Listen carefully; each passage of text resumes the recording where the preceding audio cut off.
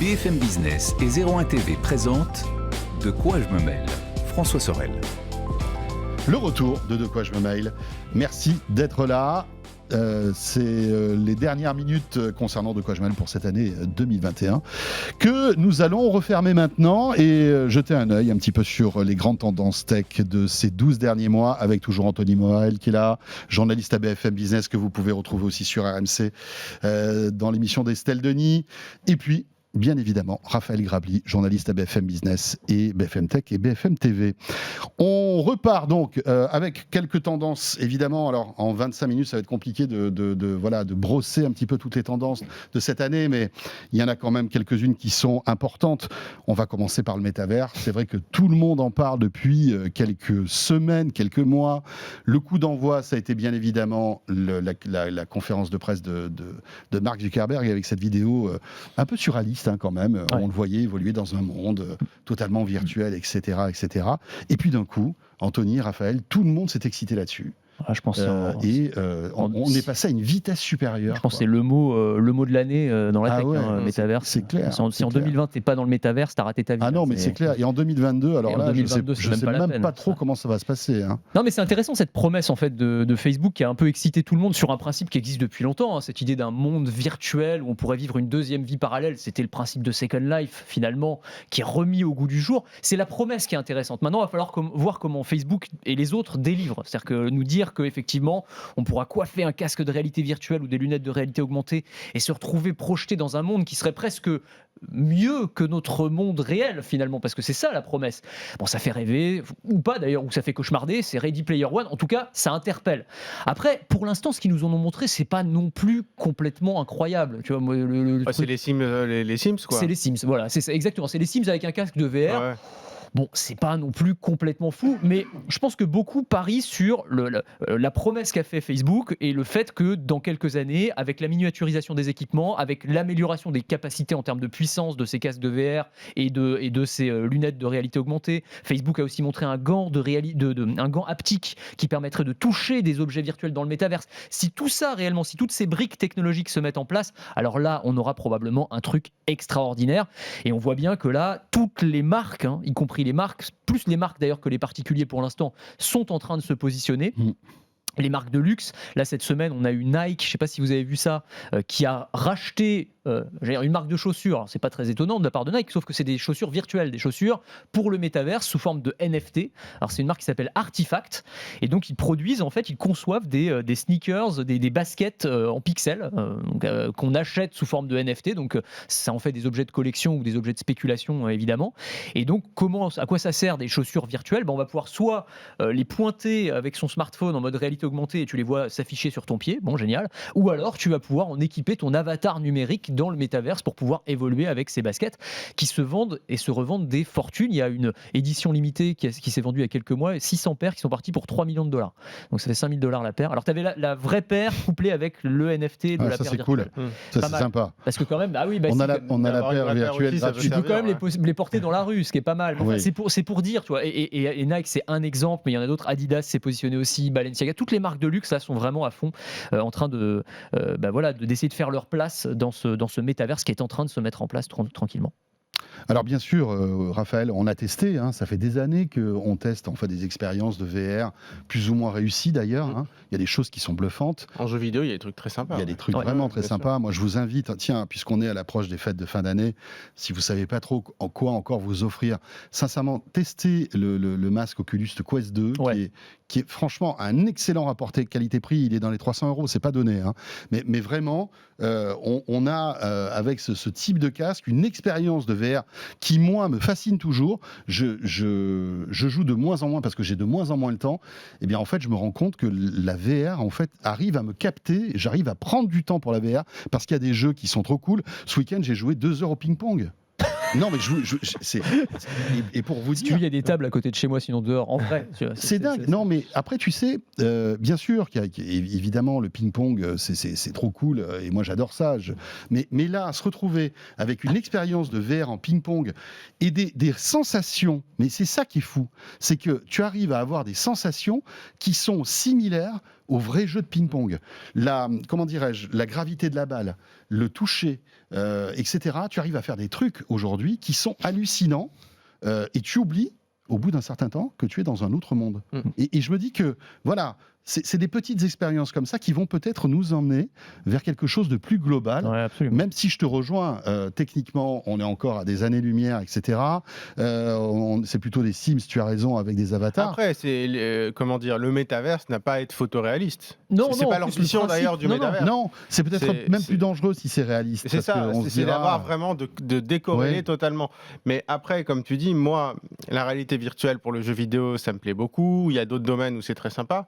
Moi, je suis vraiment extrêmement dubitatif sur la capacité de réunir tout ce qui fait notre vie en réalité virtuelle. C'est-à-dire que, quand même, je ne vois pas en quoi Facebook demain sera légitime, à moins de racheter, pourquoi pas, mais sera légitime pour gérer notre travail au quotidien en commun, nos loisirs en commun, le fait d'aller prendre un verre virtuel, le fait d'aller faire un jeu vidéo. Pour moi, c'est quand même encore très, on va dire, c'est très en silo tout ça.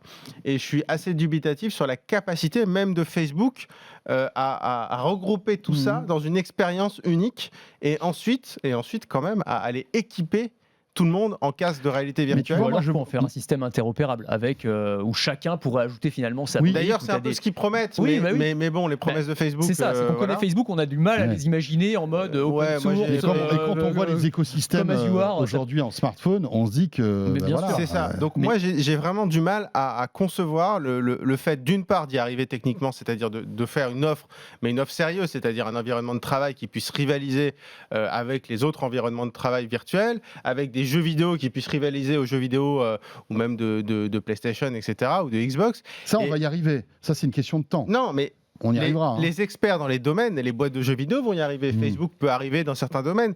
Peut-être que Microsoft arrivera à faire un super univers virtuel pour le travail. Mais moi, j'arrive pas à voir comment tout ça va être réuni. C'est plus ça ma question. En fait, c'est ça. Moi, c'est pour ça que je parlais d'interopérabilité. Je pense que Facebook, alors je sais pas si c'est leur ambition, ils en ont parlé, mais vraiment c'était en deux mots, mais ce serait de créer une sorte d'Android du métaverse finalement, une sorte de système d'exploitation qui permettrait de réunir toutes les autres expériences. Et effectivement, tu as raison, tu as les éditeurs de jeux qui produiraient leur contenu. Tu as j'ai vu que Séoul, par exemple, il y a des villes qui commencent à vouloir créer leur ville à l'intérieur du métaverse. Tu as des entreprises qui pourraient s'y inviter. Tu aurais les marques de luxe également. Mais voilà, après, moi je pense que c'est cette forme-là que ça pourrait prendre. C'est pas Facebook ne pourra pas tout gérer. Non, c'est impossible. Après, par contre, c'est vrai qu'ils se transformeraient bien, à mon avis, en App Store du métaverse. C'est ça. Et en prenant leur commission 20%. Bien sûr. Ah ouais. Peut-être d'ailleurs en étant moins dépendant de la pub aussi. Ouais, du coup, absolument. ça c'est peut-être Ce intéressant. sera un renouvellement de leur modèle économique. Moi, je pense que, comme vous dites, il y a le jeu, il y a le travail, le divertissement. Voilà, moi, c'est vraiment les trois chapitres du métavers, avec un business qui, à mon sens, va être énormissime. Quand on voit aujourd'hui les difficultés que le monde du théâtre a pour reprendre, parce qu'il y a plein de gens qui ne vont plus au théâtre après ce Covid.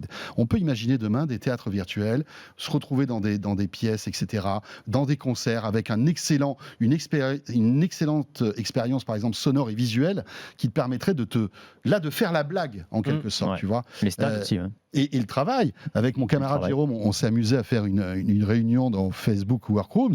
On en a tourné un podcast d'ailleurs. C'est franchement troublant. Et pourtant, nous, on a tout vu dans la tech. Hein. On est d'accord. Il faut vraiment nous impressionner pour qu'on s'en prenne plein la gueule. Excusez-moi du truc. Ouais, mais là, vrai. franchement, au bout d'une demi-heure, avec Jérôme, on était dans une autre ambiance, en quelque sorte. Mais après, à la limite, c'est quand même le hardware aussi, parce que aujourd'hui, vu la taille du casque, tu peux pas rester une journée entière en télétravail avec ton casque sur la tête. Tu vois, quand ils nous montrent, c'est vrai que les images sont super sympas, les bureaux projetés virtuels avec 1, 2, 3, 4 écrans autour de toi, et puis tu as ton clavier virtuel où tu peux taper ton texte et tout.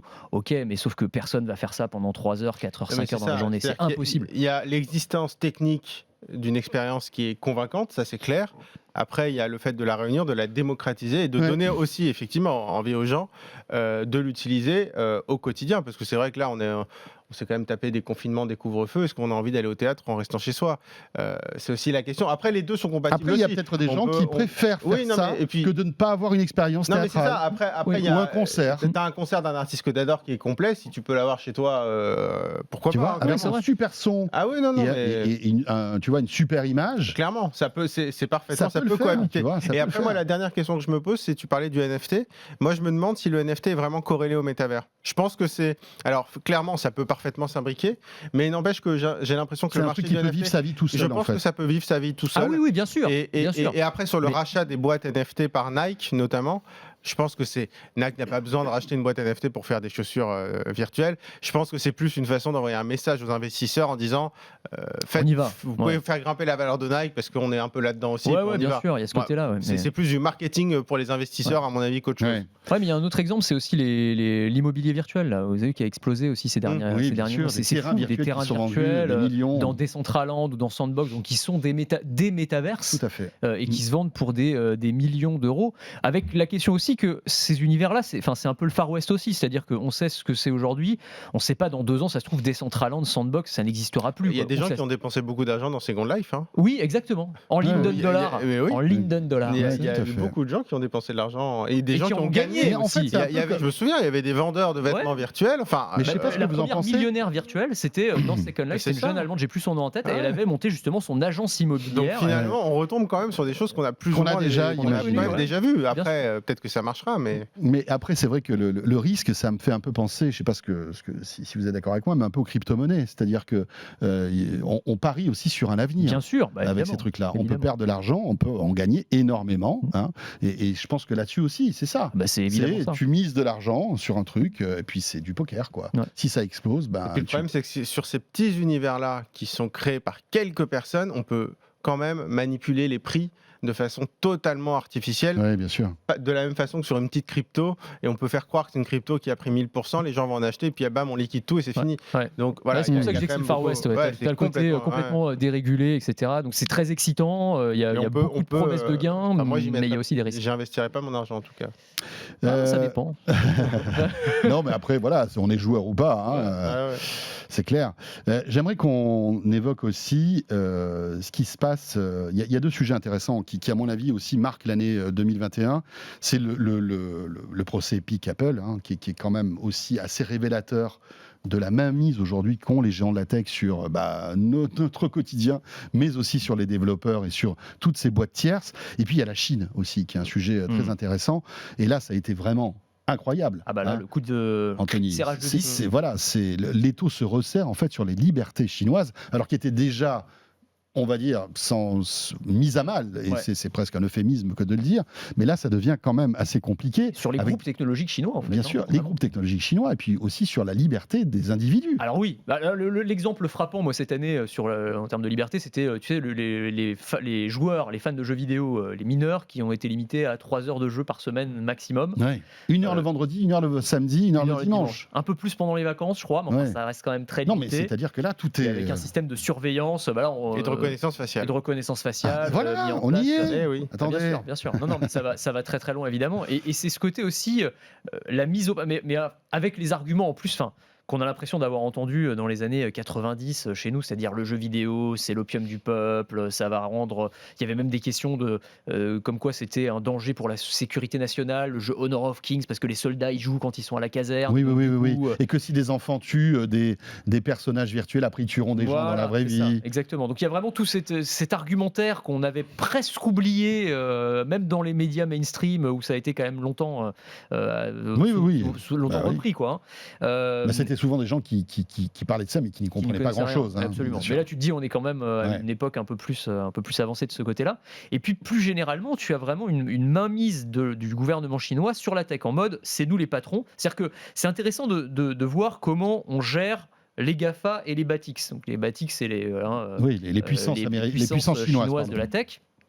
Et donc, aux États-Unis, tu as, en gros, c'est une pression réglementaire. On va faire venir Facebook devant le Sénat et on va les gronder, on va les passer sur le grill, etc. Et c'est parfois assez violent aussi. Ouais, hein. c'est sport. On va nommer à l'autorité de la concurrence une nouvelle patronne qui est anti-GAFA, etc. Donc il y a cette pression-là.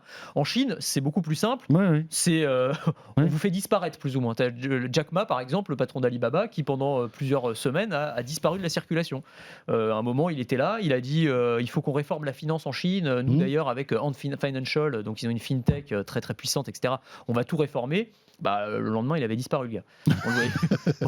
Et on le retrouve quelques semaines plus tard. Beaucoup plus assagi. Beaucoup plus assagi. Alors là, on l'entend plus tellement. Mais alors incroyable. On parle quand même de gens qui sont parmi les plus puissants en Chine. Enfin, c'est des gens qui, c'est les Jeff Bezos, c'est les Elon Musk chinois, hein, clairement.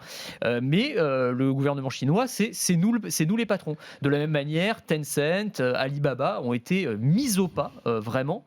Et on a vu il y a quelques semaines que le gouvernement chinois a fait une petite allusion, je crois que c'était dans la presse, comment dire, étatique, officielle, que en gros il y avait trop d'écart entre les riches et les pauvres.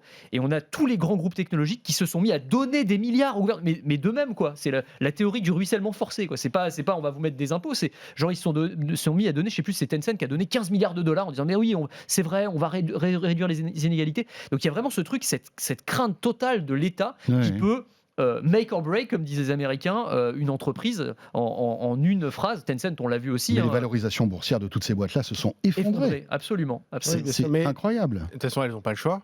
Non, ils n'ont pas le choix. Mais tu sais, Raphaël, ça me parle. Tout à l'heure, on parlait de cette volonté du gouvernement français de couper le porno aux moins de 18 ans. Mais finalement, c'est pareil. Enfin, c'est la même logique en Chine, sauf que là-bas, eux, ils prennent des moyens que nous, on ne pourrait même pas envisager, mais finalement, sur certains sujets. Par exemple, les jeux vidéo, je ne suis pas sûr que ce soit vraiment une question moralisatrice pour dire les jeux vidéo, ça abrutit nos enfants. Je pense que c'est vraiment que la Chine veut devenir la première puissance mondiale et qu'elle se dit, nos jeunes aujourd'hui ont besoin de travailler. Ah oui, c'est ça. Oui, c'est ça. Ouais. Mais ce que je veux dire, c'est pas dans le sens où s'ils jouent à des jeux vidéo violents, après ils vont tuer des gens. Non, c'est pas ça. Ils vont devenir débiles. C'est ça. Un argument aussi. Il faut que le pays soit meilleur. Il faut améliorer le pays. Et donc, il faut que tous les jeunes travaillent sérieusement et passent moins de temps sur les réseaux sociaux. Et donc, mais la différence, c'est qu'en Europe ou en Occident, on dit ça. Mais on dit ça pourquoi ? Pour le bien-être des jeunes. Mais en Chine, c'est pas ça. C'est pas le bien-être des jeunes. C'est parce qu'on veut devenir la première puissance mondiale et de loin. Donc, c'est une attitude qui, c'est pas du tout le même but. Et puis, je rappelle quand même que la mainmise de la Chine sur les géants de la tech chinois, c'est pas nouveau. Déjà en 2018, c'est une info qui n'a pas été forcément reprise énormément, mais il y a eu une réunion entre tous les géants de la tech chinoise et qui ont signé une sorte de pacte. Je crois que j'ai vu ça sur le site des Échos à l'époque, mais en fait, c'est un pacte qui les engage à œuvrer dans l'intérêt du Parti communiste chinois. C'est-à-dire que la raison première d'exister, c'est une sorte de constitution. C'est pas l'argent, c'est pas la réussite technologique. C'est la réussite du Parti communiste chinois. Et donc, à ce moment-là, on n'est plus du tout dans le même état d'esprit. Et d'ailleurs, c'est vrai qu'on voit bien à quel point les Chinois mènent par le bout du nez tous les géants de la tech, et ils ont aussi en face les États-Unis, la version américaine, c'est-à-dire où c'est plutôt quand même les GAFA qui mènent par le bout du nez les dirigeants américains, et qui, entre guillemets, ont fait l'élection du coup. C'est quand même un peu eux, ils sont pas étrangers au fait que Trump, par exemple, ait été élu. Donc c'est vrai que quand on est chinois, quand on est un dirigeant chinois, on se dit si on laisse faire, on sait pas trop ce qui se passe, résultat, on risque de se faire renverser parce qu'on va pas maîtriser. Non, en Chine, ça c'est pas possible. Ouais, c'est très intéressant finalement. On a les extrêmes.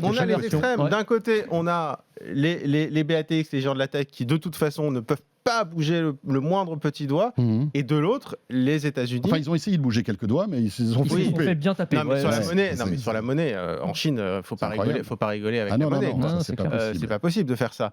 Il y aurait eu le Mark Zuckerberg local qui aurait dit je vais lancer le Libra. Je pense qu'on leur crypto-monnaie, on l'aurait plus revu. Il aurait fait Jack Ma. Exactement. Donc ça faut pas rigoler avec ça. Et donc simplement, la Chine là, ils ont dit non, mais attendez. On avait dit ça, on s'en tient à ce qu'on avait dit, c'est-à-dire vous œuvrez pour nous et c'est tout. Il n'y a pas d'autre choix. Et les Américains, c'est pas du tout le même état d'esprit. C'est clair. Très intéressant tout ça, hein. On pourra en parler pendant des heures, hein, parce qu'il y a l'histoire aussi Huawei, etc., qui voilà, a mis à genoux en fait ce géant des télécoms, hein, mine de rien. Juste un mot aussi sur Epic et Apple, parce que ça aussi c'est quand même l'un des gros chapitres de l'actualité de cette année 2021. Voilà, Apple qui a fait preuve de comment dirais-je, d'insolence finalement dans ce sujet. Je ne sais pas ce que vous en pensez, mais le fait de dire, ben voilà, écoutez, nous, c'est à partir du moment où vous passez par notre écosystème, vous êtes obligé de donner 30%, etc. Sur des transactions, c'est quelque chose qui a du mal à passer, à la fois au niveau des développeurs, mais aussi au niveau des gouvernements qui commencent à vraiment à prendre ce problème à bras-le-corps. Et on ne sait pas trop ce qui va se passer en 2022.